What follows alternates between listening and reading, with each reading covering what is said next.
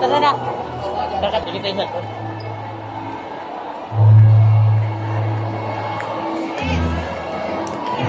Ito naman ni Kuya magtawa.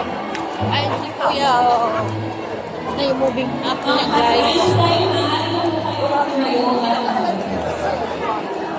Ay, ito kami ngayon, guys, sa SM, Regarding Ha?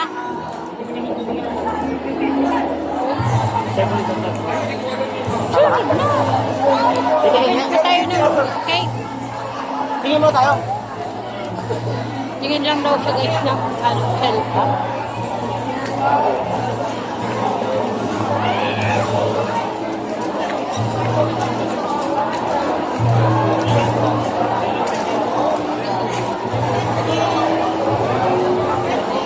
Titigin tayo. Ha?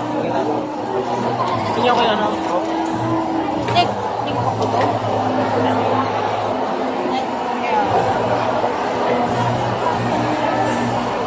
Batch po na. Lado. Ha? Batch po.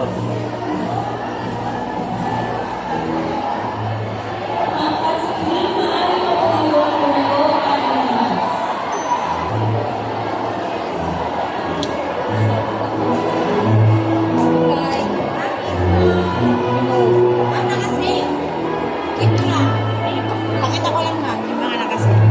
499, 569. Huawei. Yan yung promo. Ha?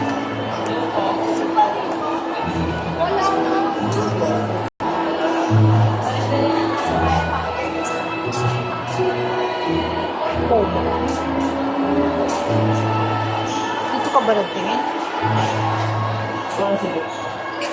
Tingin-tingin lang daw siya guys.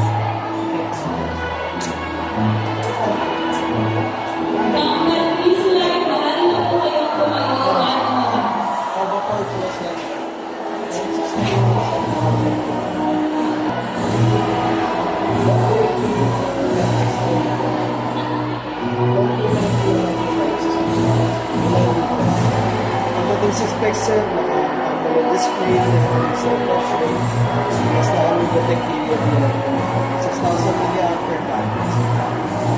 Pero sir, kung magagamit ka sir, I suggest mo na yung bago natin, yung Camon 20 Pro.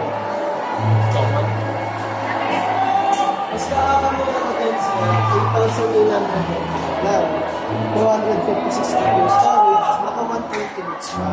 Yung Pova 4 Pro natin sir, naka 90 Hz na profile.